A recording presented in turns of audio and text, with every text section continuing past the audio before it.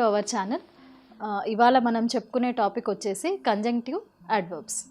So ఇక్కడ conjunctive adverbs అంటే ఏంటి అంటే ఇవి యాక్చువల్లీ ఒరిజినల్ కంజంక్షన్స్ కాదు. ఇట్స్ లైక్ కంజంక్షన్స్ కాదు, కానీ ఈ వర్డ్స్ని మనము జనరల్గా మాట్లాడేటప్పుడు ఎక్కువగా యూజ్ చేస్తూ ఉంటాం అనమాట. ఓకే, అసలు ఆ వర్డ్స్ ఏంటి అనేది చూద్దాము. ఇక్కడ మీకు మ్యాక్సిమం ఉన్నటువంటి కంజంక్టివ్ అడ్వర్బ్స్ అన్నీ ఉన్నాయి లిస్ట్. సో నేను ఒకసారి వర్డ్స్ అన్నీ రీడౌట్ చేస్తాను so that you'll get some idea. చూడండి, ఫస్ట్ ది ఇన్ అడిషన్ అనే వర్డ్ మనం చాలా జనరల్గా యూజ్ చేస్తూ ఉంటాం.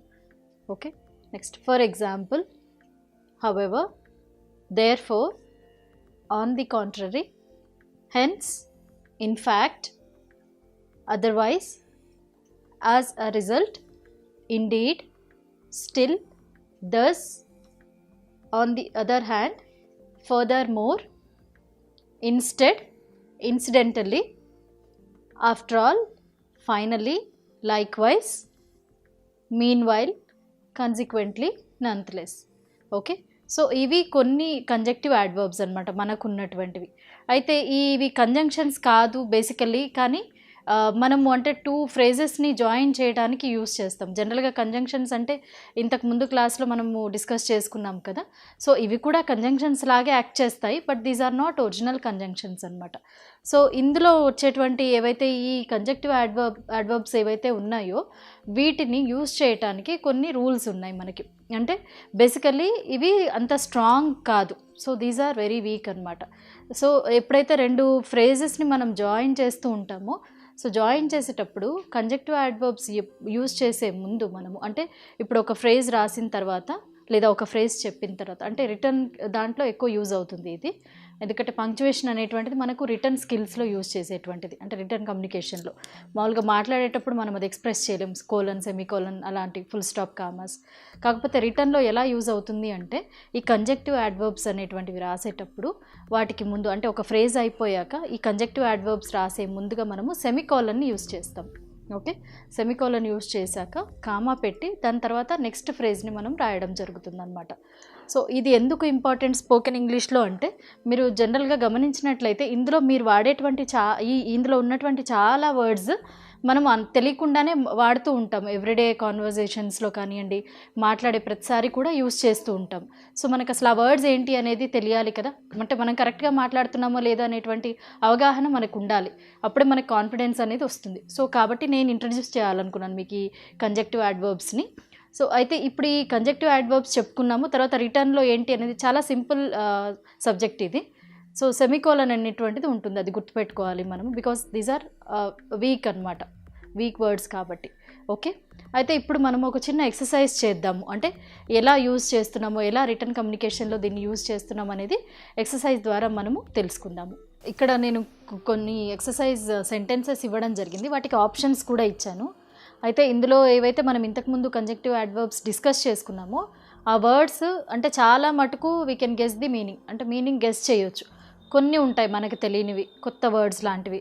సే ఫర్ ఎగ్జాంపుల్ ఇక్కడ నంత్లెస్ ఒకటి, నెవర్త్లెస్ అనేటువంటిది. ఇవి ఏంటి అంటే ఇన్స్పైట్ ఆఫ్ అన్న మీనింగ్, అంటే అయినప్పటికీ కూడా అన్న మీనింగ్ అనమాట. సో అలాంటివి తప్పించి మిగిలినవి మీరు అంటే వాటి మీనింగ్ తెలుస్తుంది కాబట్టి you can easily guess.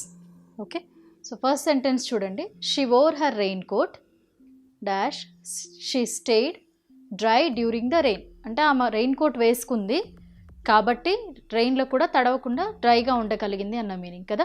So ఇక్కడ మనకి ఆప్షన్ చూసినట్లయితే we have 3 words, however, therefore, on the other hand.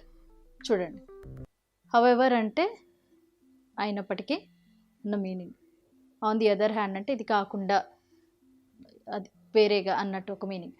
So therefore అంటే కాబట్టి అన్న ఒక మీనింగ్ అనమాట. సో అంటాం కదా, కాబట్టి అన్న ఒక మీనింగ్. సో ఇందులో మనకి సరిపోయేటువంటి వర్డ్ వచ్చేసి దేర్ఫోర్. ఓకే, సో మనము ఇది రాసుకోవచ్చు ఇక్కడ. చూడండి, she wore her raincoat, therefore she stayed dry during the rain. Okay, second sentence చూడండి. You have to be on time dash you will miss the flight. నువ్వు టైంకి ఉండాలి, లేకపోతే ఫ్లైట్ మిస్ అయిపోతావు అన్న మీనింగ్. ఓకే, ఇక్కడ ఉన్న options nonetheless, however, otherwise. Same మళ్ళీ ఇందాక మీనింగ్స్ చెప్పుకున్నాం కదా, ఆల్మోస్ట్ తెలుగులో చూసుకుంటే మనకి దగ్గర దగ్గర మీనింగ్ ఉన్నట్టుగానే అనిపిస్తాయి ఇవి.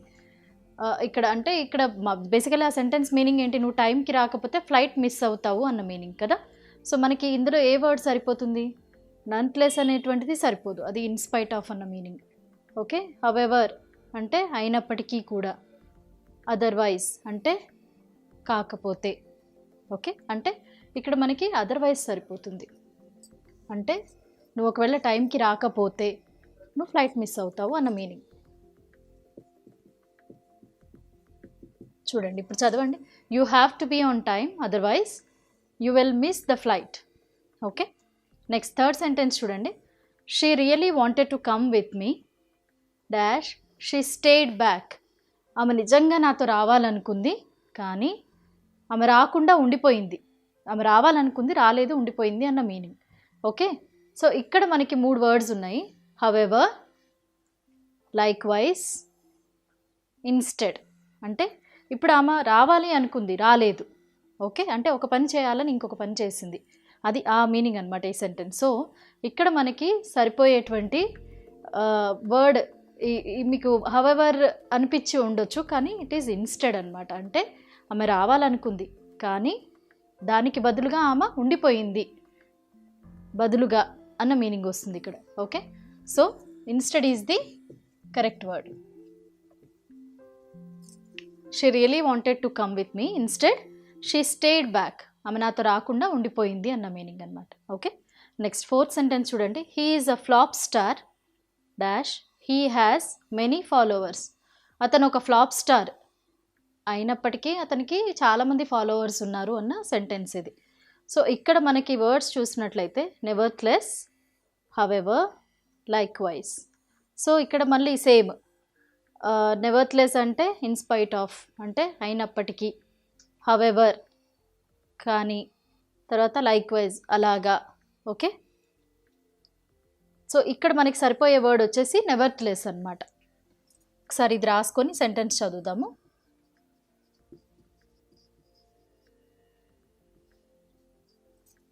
He is a flop star nevertheless he has many followers. అతను ఒక ఫ్లాప్ స్టార్ అయినప్పటికీ అతనికి చాలామంది ఫాలోవర్స్ ఉన్నారు అన్న మీనింగ్. నెక్స్ట్ సెంటెన్స్ చూడండి, she has an incredible voice dash she will go far in her music career. Okay, అంటే ఆమెకి చాలా అద్భుతమైన వాయిస్ ఉంది, తన మ్యూజిక్ కెరియర్లో తను చాలా దూరం వెళ్తుంది, అంటే దాని మీనింగ్ ఏంటి, చాలా సక్సెస్ అవుతుంది అన్న మీనింగ్ అనమాట. ఓకే, సో ఇక్కడ మనకున్న ఆప్షన్స్ చూడండి, otherwise, undoubtedly, similarly. Okay, so ఇందాక ఇది మీనింగ్ చెప్పుకున్నాం మనం, సిమిలర్లీ అంటే సేమ్ అన్న మీనింగ్. ఓకే, సో ఇక్కడ అన్డౌటెడ్లీ అంటే నాకు ఎటువంటి డౌట్ లేదు, ఐఎమ్ వెరీ కాన్ఫిడెంట్, నాకు చాలా కాన్ఫిడెన్స్ ఉంది, ఖచ్చితంగా. మనం కొన్ని సందర్భాల్లో వాడుతూ ఉంటాం కదా, అసలు నాకు డౌటే లేదు, ఖచ్చితంగా ఆ అమ్మాయి విన్ అవుతుంది, లేదా ఆ అబ్బాయి గేమ్ విన్ అవుతాడు, లేదా కొన్ని సందర్భాల్లో యూస్ చేస్తుంటాం. సో ఇక్కడ మనకి అన్డౌటెడ్లీ అనేటువంటి వర్డ్ ఇక్కడ సరిపోతుంది అనమాట, ఈ కంజెక్టివ్ అడ్వర్బ్ అనేటువంటిది సరిపోతుంది.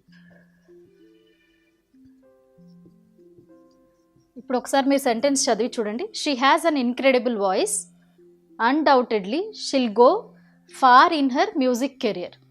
ఓకే, సో ఇవి బేసికలీ కంజెక్టివ్ అడ్వర్బ్స్. సో ఇవి మనకి కమ్యూనికేషన్లో చాలా యూజ్ అవుతాయి అన్నమాట.